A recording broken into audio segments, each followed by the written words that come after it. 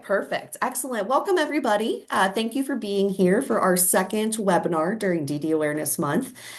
We are here today to discuss accessible mobility in Delaware County and Central Ohio. With me here today, I have Sam Smith from MORPC and Kathy Laughlin from Delaware County Transit. So I'm just going to do brief introductions and then I will let them tell us a little bit about their organizations to kick off the webinar. So Sam here is from MORPC, the Mid-Ohio Regional Planning Commission. He's an associate planner at MORPC who works on active transportation and safety. He holds a bachelor's degree in geography, a master's degree in sociology, and is currently working on his master's in public administration. In his free time, Sam enjoys running and spending time with his two cats. And then we also have Kathy from Delaware County Transit, who is the mobility manager there. She began her journey with DCT in December of 2011 as a mobility coordinator, dedicating over 11 years to learning and sharing vital transportation resources with the community. In July 2023, Kathy stepped into her current role as mobility manager, leading a team of 6 coordinators. Together, they work to match passengers with the most suitable transportation options based on their individual needs. While Delaware County Transit is often the best solution, her team actively seeks alternative services when necessary to ensure accessibility for all. So thank you both for being here. Would you be able to just tell us a little bit about what your organization does and how it might apply to the folks that Delaware County Board of DD serves? I'll go. This is Kathy. For Delaware County Mobility Management, we focus on coordinating transportation for passengers with different needs. We keep our focus primarily on the elderly, those with disabilities, and for low income. We look for options in our community that meet the needs of the passenger. We do this through collaboration with other community partners equipped to find the solution that best meets that need. We try to always keep that information easily understood with the hopes that we are empowering passengers to feel confident in choosing transportation that suits them best. As a mobility manager, I'm always looking for collaboration, not only within our county, but outside of our county in adjoining areas to help with that cross-county transportation piece. Yeah, and I can talk a bit about MORPC. It's interesting that you mentioned cross-county collaboration. That's sort of what MORPC does. We're Central Ohio's regional council with over 90 member governments across 15 counties. As we do that, we bring people across different jurisdictions together to coordinate planning efforts in terms of the built environment, sustainability, economic development, mobility, all sorts of things. If you look at the boundaries map across Central Ohio, it can be a little fragmented or confusing. And so, multi-jurisdictional regional collaboration and coordination takes intentionality. And so MORPC tries to do that for the region. I'm specifically on MORPC's active transportation and safety team. And so we, in particular, work on mobility for vulnerable road users and safety for all road users. And we do this through some things that I think that will come up later in our conversation today. For example, technical assistance and for planning efforts for active transportation and safety, as well as complete streets policies, the metropolitan transportation policy, active transportation policy. We have a lot of plans. I guess that's why we're a planning commission. Excuse me. I am going to go slightly off script, Kathy, because I was reading your bio and you're very passionate about transportation and you've been in the field for quite some time. And I love that. How did you get into the field or how did you come upon this kind of area of our community? That's such a fun question. I'm glad you asked that. We relocated to Delaware County back in 2009. In 2010, I had suffered an injury needing physical therapy, and my spouse said, I can't keep taking off work. We got to figure this out. So, of course, I Googled and I find Delaware County Transit. So I actually started by using the transit to help me get to my appointments. Fast forward a year after that, I was looking for a job and saw an ad for them and came in and applied for it. And I've been here ever since. And there's nothing more that I love than working with people and helping make that connection. Wonderful. And so to get back on script, I think your role at Delaware County Transit is a little bit more like hands-on versus MORPC seems, in my opinion or understanding, to be a little bit more bigger picture, policy-based, the change makers on that level. So for the folks that might be watching today or might be watching the recording in the future, how can individuals access services provided by Delaware County Transit, or what does that process look like? So first off, I want to say I love having Sam and Morpsey available because they really help me keep on track and stay within my lines while I'm still being creative. But I always suggest that people reach out to our office. We like to collect information. Our coordinators start by asking a series of questions to find out exactly what needs we're looking for. And then based on the information they provide, we can then start connecting different services, different programs we're aware of, trying to find that good fit for them. As we've said many times, while Delaware County Transit can be the right fit, there are times that we are just not the right fit. So by having that information that we can better connect people, hopefully what we're doing is making them get that transportation that they need. We do have, some people don't enjoy talking. They prefer being on the internet. And we do have websites that they can go to. We have DelawareMobility.com. That's for the Delaware County Mobility Management. We also have Delaware County Transit for the actual transit. And both of those websites have a lot of good information as well as the availability to submit questions to have anything they want answered. The last thing we do that I think is really exciting and one of my most favorite parts of the day is travel training. And we can do that in a variety of ways. We can do it over the phone. We can do it in person, one-on-one, by groups. We'll even go out and meet people and schedule trips and jump on the bus together and go places. Anything we can do to make people feel confident in bringing transportation into their day-to-day life. Wonderful. I'm going to ask a quick follow-up because so I have had the pleasure of working on projects with both Sam and Kathy since starting in my role. And with Kathy, my colleague Courtney and I did that helped to celebrate Ohio Loves Transit Week.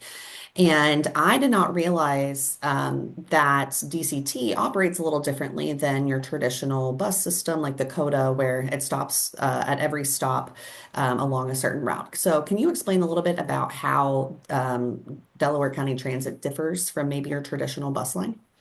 Absolutely. So we did used to have the traditional fixed route plan. However, during the pandemic, we were faced with how are we going to keep people distancing but still providing a service? And it kind of opened the door for a great time to roll out a pilot program to look at microtransit instead.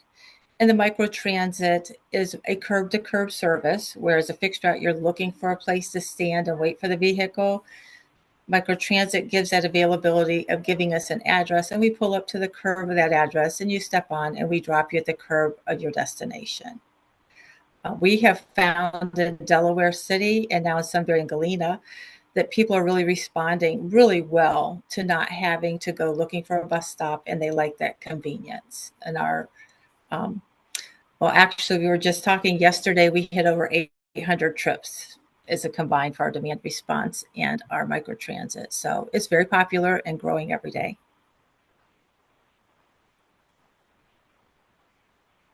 Wonderful. Sam, are you good to go? Yes, my body was not cooperating with me, but we got some That is water and it's all good. okay. That is okay. We're glad to have you back.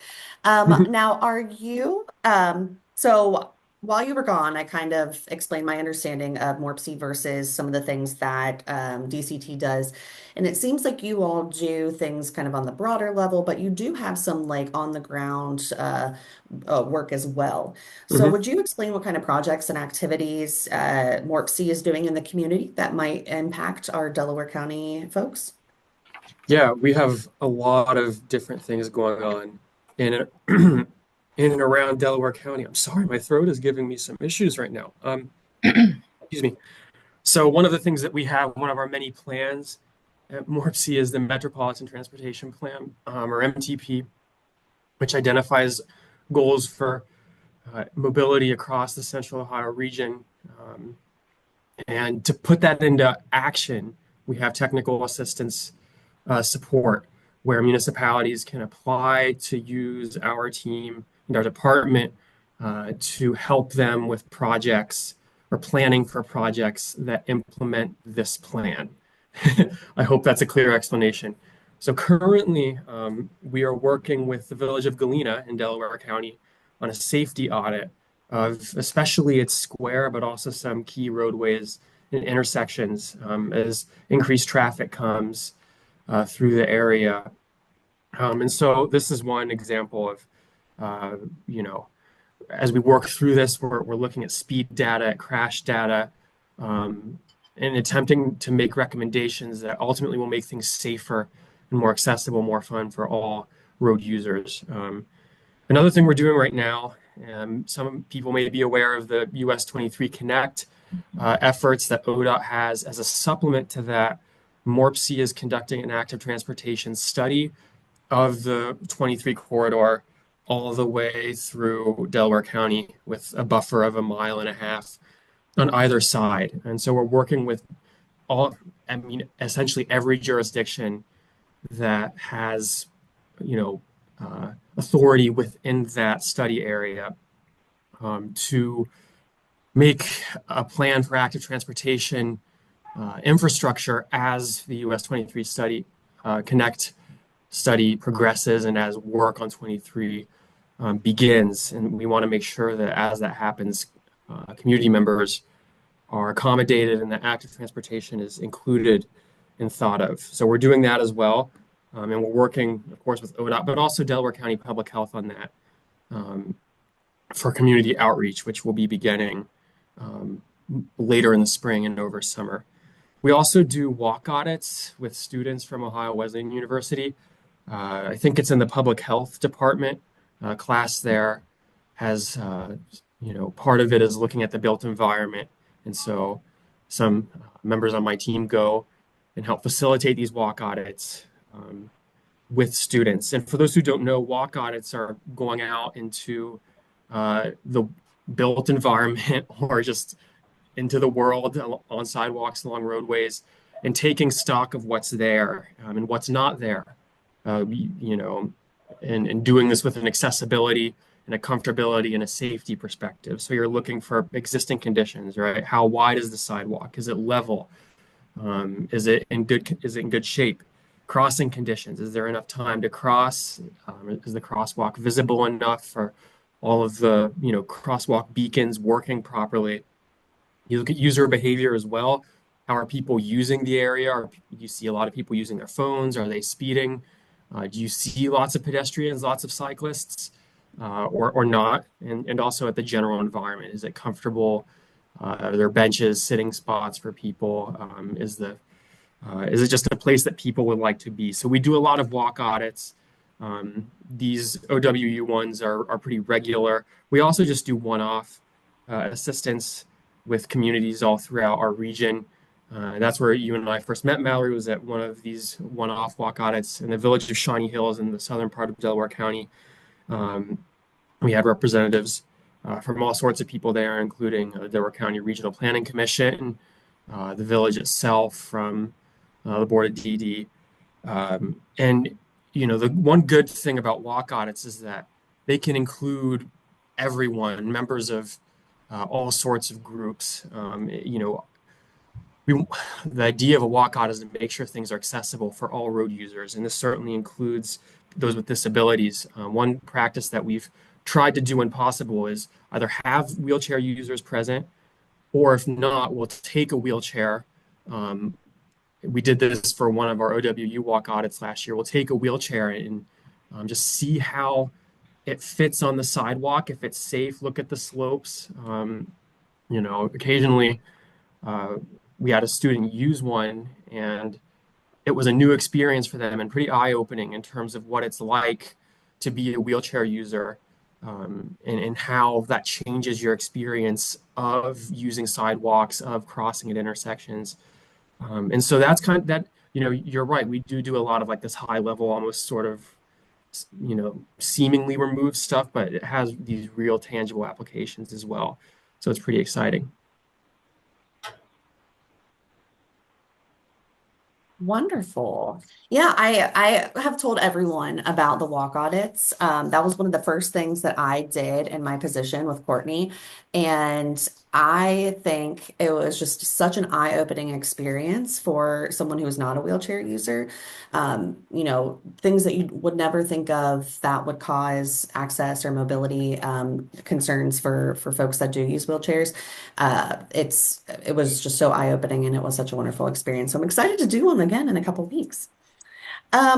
So what about you, Kathy? Are there any updates, any initiatives, any new things happening in 2025 that folks might look forward to from DCT? There's a lot going on.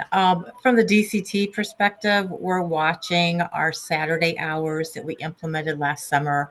Currently, they're 8 to 4 on Saturdays. We may be pushing that till later in the evening. We're getting a lot of feedback that people would like us open maybe till 6 or to 8 on Saturdays. The same thing with our evening services now in Delaware City. The Flex, which is our microtransit, goes Monday through Friday, 5 a.m. to 9 p.m., which has been a huge help for people needing to get to and from work. From the mobility management department, we're looking to really refresh our travel training program, get it more updated, more interactive. We're also looking at gearing another travel program towards minors that are traveling alone. We're seeing a much bigger uptick on those that go to school, but their housing is in a different neighborhood, but the parents still want to keep them the same elementary. So then it becomes the parents' issue to get the kids to and from. So in that regard, we're starting to get a lot of children between the ages of 7 and 12 riding by themselves to and from school. So getting a better rounded view of what does public transit look like from a child's point of view, what does public transit expect of that child for behavior, what the parents need to be aware of, all those kind of good things. We're also considering setting up a set travel training, maybe monthly, where one evening a month we open up to the public for anyone that wants to come in, and we can give them a little intro to what's public transit look like in Delaware County, how they can use it, what we can do to make them feel confident in using it. Wonderful. Thank you both for sharing. So the second question, or the final question really that I have before we open it up to maybe other folks for questions. And I know we've touched a little bit on these questions and in our previous conversation, but both of you are available to anybody. So anybody can use resources from Delaware County Transit. Anyone can consult MORPC for questions about what's going on in the community. So how specifically are you available for folks that Delaware County Board might serve, folks with developmental disabilities? And then how does the work that you do impact the disability community? And then I guess how does do the folks that we serve impact the work that you do? Does that make sense? I guess, sorry, my question is written a little oddly, but how is your organization impacted by the DD community? And then how does the work you do impact the folks that might be in the DD community? I have a lot to say here. Um, but first, I'd like to plug one resource that MORPC has that is very community oriented, which is GoHio Mobility. This is really powerful. It's a statewide database where people can explore all mobility options available to them in their area. If you Google GoHio, GOHIO mobility, you'll find it. This is powerful for both people with disabilities and service providers, if that's you. Essentially, you can go to this website, enter your trip destination or your leaving point, enter your needs, and it shows you all available transportation providers to you. And so that's kind of a new thing that MORPC has, newer. It allows searching for door-to-door pickup services and is really good for coordination. And so our effort to kind of roll this out to the public and coordinate with mobility coordinators on this throughout the state has been a way we've tried to work very directly with people um, on mobility needs.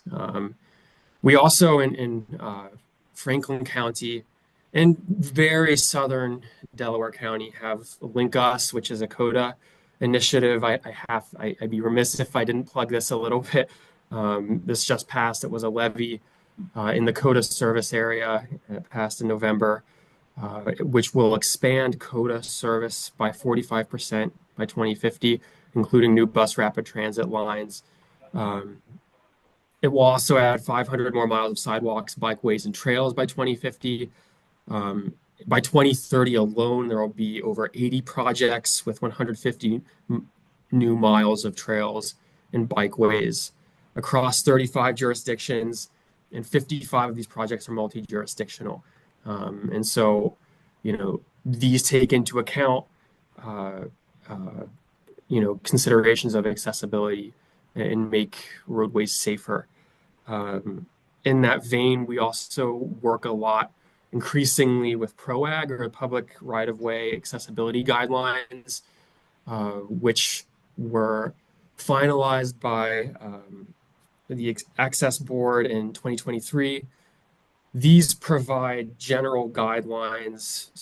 It's a very specific follow-up to ADA pretty late, more than 20 years after it passed. But these provide very specific guidelines on how public right-of-way, including sidewalks, and things like all of the technical things that go with those, like curb ramps, pedestrian signals, on-street parking.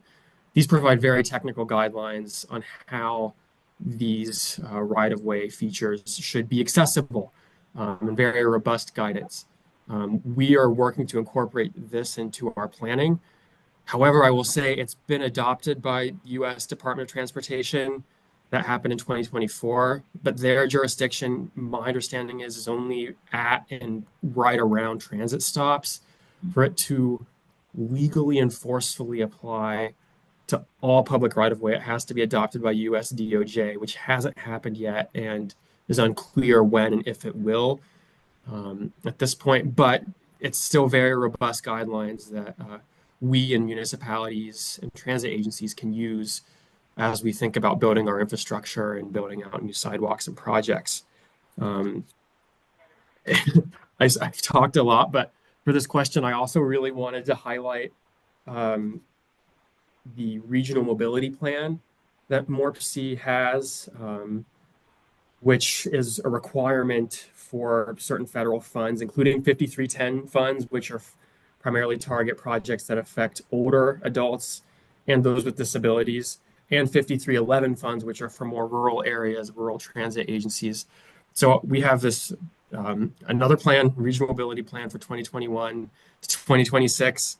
It sets the goals of maintaining and increasing levels of service, encouraging stakeholder awareness for public transit, and improving awareness of transit options. A few interesting notes I wanted to highlight as well, just for Delaware County, because we worked in developing this plan with local transit agencies and conducted some surveys to gather data. Delaware County is the fastest growing county in the Central Ohio region, which creates, I'm sure as Kathy will has touched on and will specific transit needs. In our surveys, we found the top 3 transit needs in Delaware County to be more cross-county transportation options, which we've already heard, more options to transport, more options on nights and weekends, and more affordable and efficient transportation. And so MORPC, in terms of, helping communities with disabilities, the way I see it is our role is helping to coordinate regional efforts to do that between different agencies.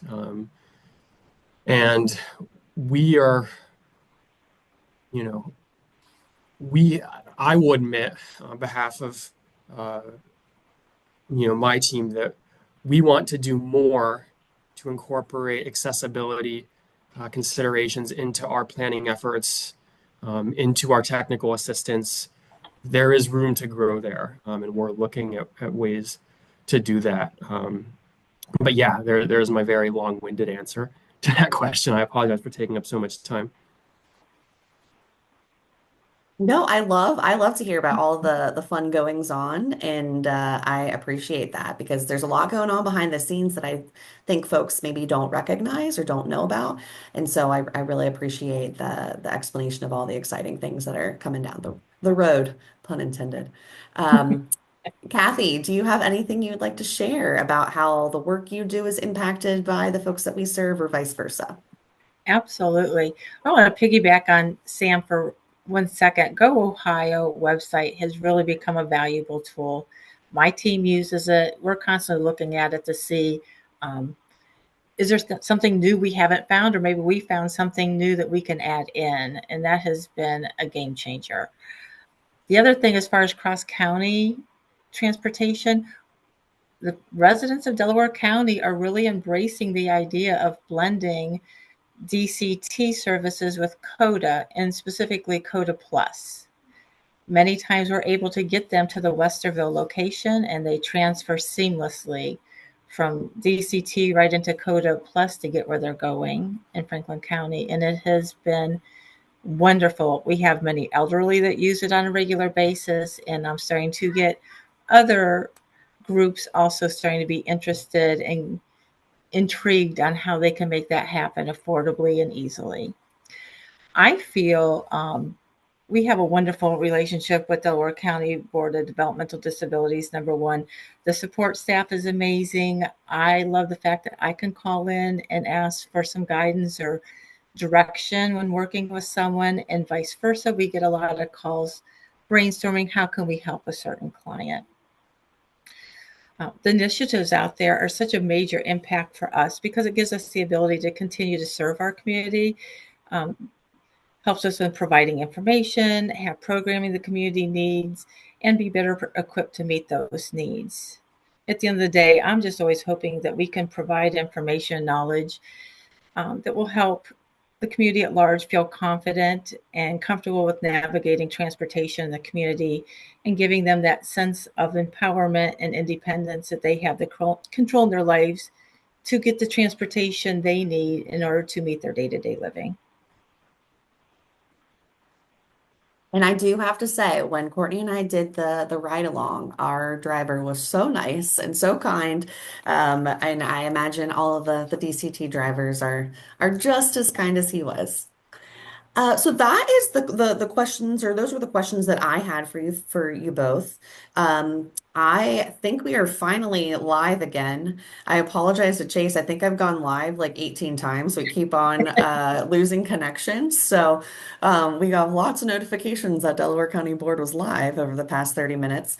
But are there any, we've, it looks like we've got about 10 folks that are on Zoom, and then I have the live pulled up on Facebook as well. Do we have any questions from participants for Kathy and Sam? I will monitor both.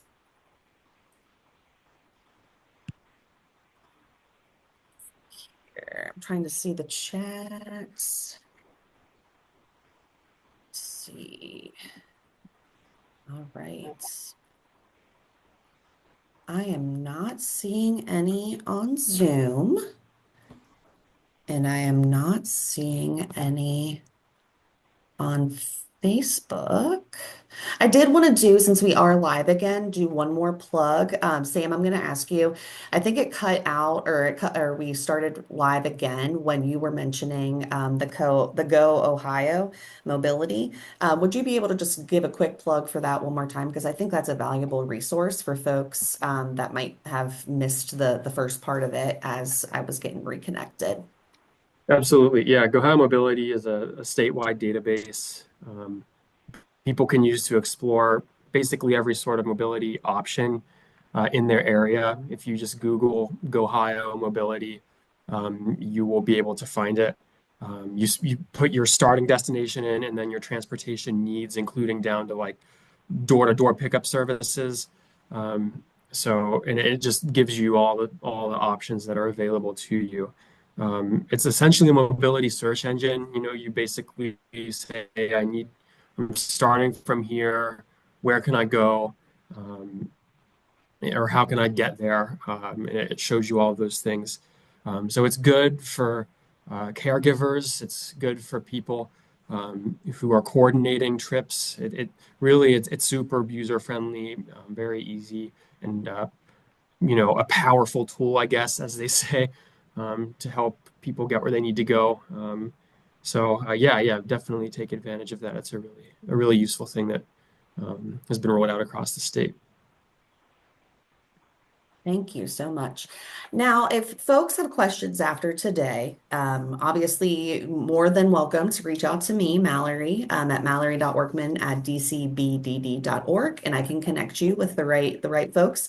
But are there resources or a good way to get in contact with your organizations if people have additional questions after today's webinar? Absolutely. If people want to reach out to Delaware County Transit, phone number 740-363-3355.